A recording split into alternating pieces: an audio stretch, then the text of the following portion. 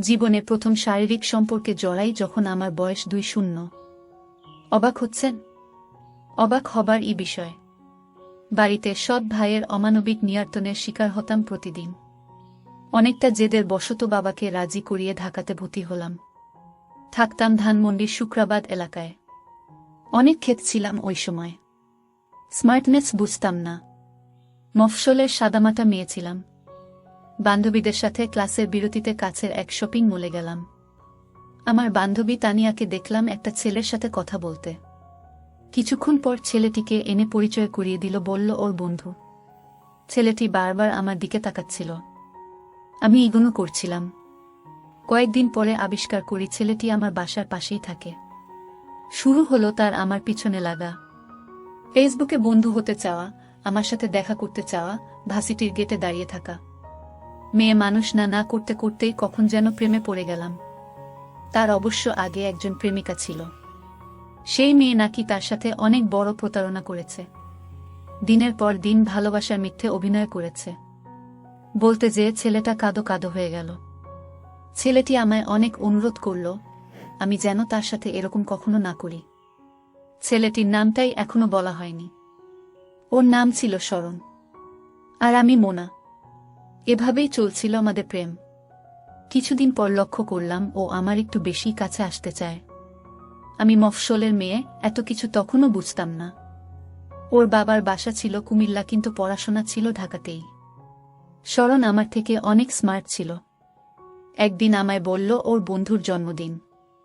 বাসায় দাওয়াত করেছে সব বন্ধুদের। বলল আমাকেও নিয়ে যাবে। আমি সাজুগুজু করে শরণের সাথে বের হলাম। বন্ধুর বাসা মিরপুরে। বাসায় যে দেখি তার বন্ধু ছাড়া আর কেউ নেই। আমার একটু ভয় করল। খানিকক্ষণ পর বন্ধুটি চলে গেল। আমি আরও ভয় পেলাম। আমি বললাম, কই তোমার বন্ধুর জন্মদিন? অন্য বন্ধুরা কোথায়? শরণ বলল, একটা প্রবলেম, এর জন্য প্রোগ্রাম বাদ দেয়া হয়েছে। আমি শুনে সাথে সাথে বললাম, আমি এখানে থাকবো না, আমাকে নিয়ে চলো।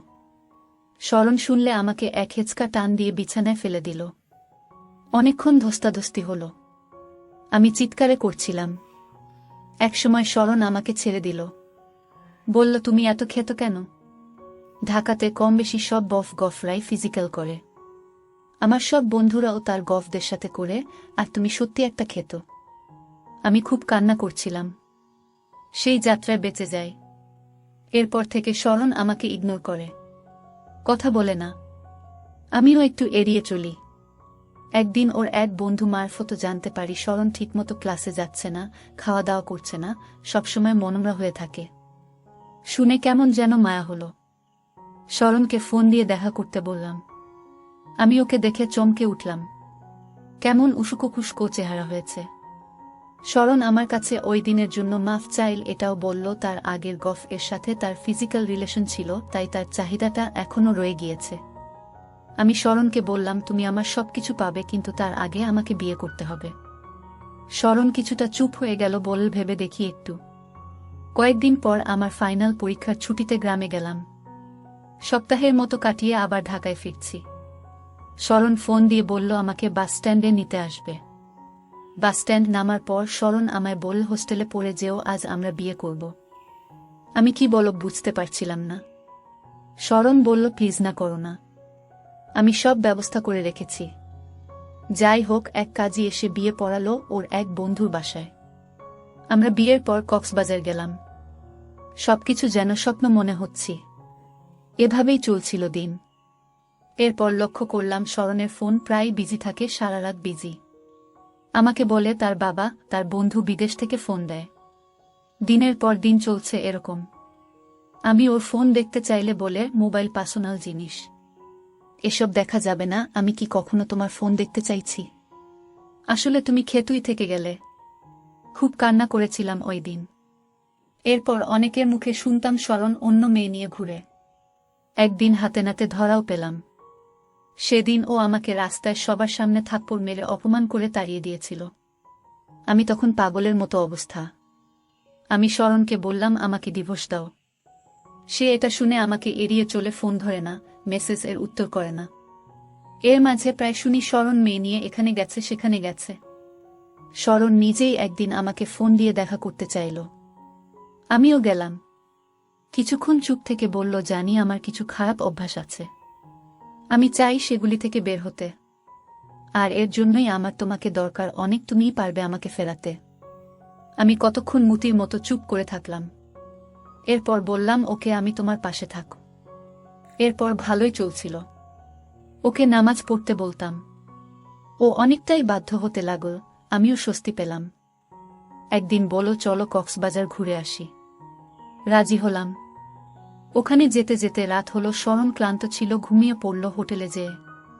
মাঝরাতে ওর ফোনে মেসেজ আসতে লাগলো বারবার। আমি শরণের মোবাইল লক কোড জানি, অনেকবার খুলতে দেখেছি, কিন্তু আমি কখনো খুলিনি। সাহস করে খুললাম। একটা মেয়ে লিখেছে, জান, গত পরশু রাতে তোমার সাথে যা হয়েছে আমি ভুলতে পারছি না, তোমার শরীরের গন্ধ আমার নাকে লেগে আছে। আমার তো মাথা পাগল অবস্থা। আমি ওর সব মেসেজ, পিকচার ঘাঁটতে লাগলাম। আমি যা দেখলাম ভাষায় প্রকাশ করার মতো না। অগণিত মেয়ের সাথে তার ফিজিক্যাল রিলেশন, সেক্স ভিডিও। আমি ভয়ে কাঁপতে লাগলাম, এ কার সাথে শুয়ে আছি আমি? গত এক সপ্তাহে 3-4টা মেয়ের সাথে ওর ফিজিক্যাল হয়েছে। আমি হাউমাউ করে কাঁদতে শুরু করলাম। আমার কান্নাকাটির শব্দে শরণ ঘুম থেকে জেগে গেল। উঠেই দেখল ওর ফোন আমার হাতে। ওর আর বুঝতে বাকি রইল না। অনেক চড় থাপ্পড় লাথি পড়ল আমার শরীরে, অকথ্য ভাষায় গালাগালি। পরদিন আমি অনেক জ্বর, গায়ে ব্যথা নিয়ে একাই ঢাকায় চলে আসি। শরণের সাথে আর যোগাযোগ করি না। কয়দিন পর আমি বুঝতে পারলাম আমি প্রেগন্যান্ট। মাথা চক্কর দিতে লাগলো, হায় আল্লাহ, এখন কি হবে? কিছুদিন আগে বাবা মারা গেছে আমার। তারপর শরণের সাথে যা ঘটল, আবার পেটে বাচ্চা, আমি কোথায় গিয়ে দাঁড়াবো? কে আমায় সাহায্য করবে? অবশেষে শরণকে আবার ফোন দিলাম। সব খুলে বললাম। শরণ আমাকে একজন ডক্টরের কাছে নিয়ে গেল। উনি পরীক্ষা নিরীক্ষা করে বললেন আমি সত্যি প্রেগন্যান্ট। শরণকে বললাম আমাদের বিয়ের কথা তার বাসায় জানাতে। শরণ বলল, কিসের বিয়ে? তোমার সাথে আমার কোনো বিয়ে হয়নি, সবকিছু ছিল সাজানো। আমার মাথায় আকাশ ভেঙে পড়ল। তাহলে এতদিন যা ছিল সব মিথ্যে? আমার পেটের সন্তান, তার কি হবে? আমি কিছু ভেবে পাচ্ছিলাম না। অনেক চিন্তা করে শরণের মায়ের নাম্বার জোগাড় করে ফোন দিলাম। সেখানে ফোন দিয়ে যা শুনলাম তা শুনে আমি আর আমার অস্তিত্ব খুঁজে পাচ্ছিলাম না। শরণের অনেকদিন আগেই তার মামাতো বোনের সাথে বিয়ে হয়েছে, তাদের সন্তানও আছে। আমি যেন পুরো পাগল হয়ে গেলাম। মাকে অনেকদিন পর ফোন দিলাম। আমার মা খুব সহজ সরল মানুষ। মা আমাকে বলল, সৎ ভাই মাকে খুব জ্বালায়, মারধর করে, বাবা মারা যাওয়ার পর অত্যাচার আরও বেড়ে গেছে। মা অনেক কাঁদল। বলল, তোর তো কয়দিন পর ফাইনাল পরীক্ষা, তুই জলদি পাশ দিয়া একটা চাকরি নিয়ে আমারে এখান থেকে নিয়ে যা, নইলে দেখবি তোর মা মইরা গেছে। ফোনটা রাখলাম। কতটা কান্না করেছি, আর পেটের বাচ্চাটাকে হাত বুলিয়ে আদর করেছি, হিসাব নেই। এরপর অ্যাবর্শন করলাম। থানা পুলিশ করে কাজ হলো না কিছুই। পুলিশ শুধু টাকা বুঝে। আমাকে কে দেবে এত টাকা? কোনোমতো পরীক্ষা দিলাম। এরপর মানসিক সমস্যা দেখা দিল। বাচ্চাটার জন্য হাউমাউ করে কাঁদতাম। এভাবে 6 মাস কেটে গেল। শরণ এখন অনেক বড় ব্যবসায়ী, তার সুরের টাকায় ফ্ল্যাট, গাড়ি সব আছে তার। আমি শুধু জ্যান্ত লাশের মতো জীবন কাটাতে থাকি। এই সময় অনেক পুরনো এক বন্ধুর সাথে রাস্তায় দেখা। আমাকে দেখে বেশ বুঝতে পারছিল আমি ভালো নেই। স্কুল জীবনে এই ছেলেটি আমাকে অনেক পছন্দ করত, কিন্তু কখনো মুখে বলেনি। আমি বুঝতাম। আমি ওকে আমার জীবনে ঘটে যাওয়া সবকিছু জানালাম। সেদিন ওর চোখে আমার জন্য মায়া ছিল নাকি করুণা নাকি ঘৃণা আমি বুঝিনি, কিন্তু ও আমাকে সবসময় যতটা পারত সময় দিত, আমাকে বুঝাতো। আমি আস্তে আস্তে কিছুটা স্বাভাবিক হতে শুরু করি। অনুভব করলাম ও আমাকে ভালোবাসে, কিন্তু বুঝেও কিছু বলতাম না। কিছুদিন পর আমার জব হলো। মাকে আমার কাছে নিয়ে আসলাম। সবকিছু ভালোই চলছিল। এর মাঝে আমার বন্ধুটি আমাকে বিয়ের প্রস্তাব দেয়। আমি না করি। যাই হোক, 1 বছর পর আমাদের বিয়ে হয়। ও আমাকে সুখেই রেখেছে। বিয়ের প্রায় 2 বছর হতে চলেছে। ও কখনো একদিনের জন্য আমাকে আমার অতীত মনে করায়নি। আমি এখন 7 মাসের প্রেগন্যান্ট। খুব যত্ন করে ও আমার। শরণ এখন অনেক খোঁজে আমায়। ওর ব্যবসায় লস খেতে খেতে পথের ফকির হয়ে গেছে। ওর বউ আর ওর সাথে থাকে না। আমাকে ফেসবুকে অনেক মেসেজ করে, মাফ চায়, আমি কোনো উত্তর করি না। আল্লাহ বিচার করেছেন। মেয়েদের কাছে আমার একটাই অনুরোধ, ভালোবাসা দোষের না, তবে বুঝে শুনে ভালোবাসুন, যাতে কাউকে আমার মতো যন্ত্রণা, দুঃখ পেতে না হয়, একটা জীবন বলি দিতে না হয়। সমাপ্ত।